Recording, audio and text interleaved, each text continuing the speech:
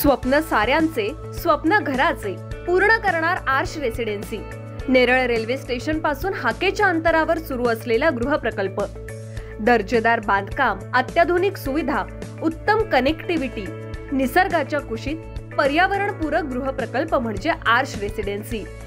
आपले स्वप्न साकारण्यासाठी आजच घर बुक करा आर्श रेसिडेन्सी नेरळ मध्ये।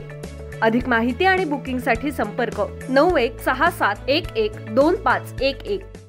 आजच्या युगातही समाजात प्रामाणिकपणा आणि माणुसकी टिकून आहे याची प्रचिती देणारं एक उत्तम उदाहरण एका तरुणाच्या कृतीतून समोर आलंय। पैशानं भरलेली बॅग रस्त्यात सापडल्यानं त्या पैशाचा मोह तरुणानं न ठेवता ती बॅग पोलिसांच्या मदतीनं मूळ मालकास परत केली आहे। त्यामुळे या तरुणाचं सर्वत्र कौतुक होतंय। अफजल नजे असे या मुस्लिम तरुणाचं नाव असून अफजल याला नेरळ खांडा येथे रस्त्यात बॅग सापडून आली होती। या बॅगमध्ये पैसे होते। ही बॅग अफजलनं नेरळ पोलीस ठाण्यात जमा केली।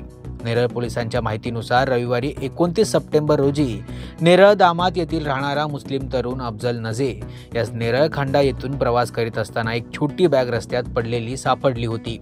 या बॅगमध्ये पैसे भरलेले असल्यानं अफजल यानं ही बॅग नेरळ पोलीस ठाण्यात जाऊन जमा केली होती। दरम्यान नेरळ निर्माण नगरी येथे राहणारे ज्येष्ठ नागरिक बिवलकर काका यांची महत्त्वाची कागदपत्र आणि पैसे भरून ठेवलेली लहान बॅग हरवली असल्यानं बिवलकर हे तक्रारीसाठी नेरळ पोलीस ठाण्यात जाऊन पोहोचल्यानं नेरळ पोलिसांकडे जमा असलेल्या बॅगेचा मूळ मालक पोलिसांना सापडून आल्यानं लागलीच आपला प्रामाणिकपणा दाखवणाऱ्या नेरळ दामत गावातील अफजल नजे या तरुणास नेरळ पोलिसांनी पोलीस ठाण्यात बोलावून अफजलच्या हस्ते बॅग हरवलेल्या मूळ मालकास त्यांची बॅग देण्यास सांगितलं। या बॅगमध्ये 18,000 रुपये कॅश होती। यावेळी ज्येष्ठ नागरिक बिवलकर यांनी अफजल यास बक्षीस स्वरूपात काही पैसे देण्याचा प्रयत्न केला, परंतु ते बक्षीस घेण्यासही अफजलने नकार दिला।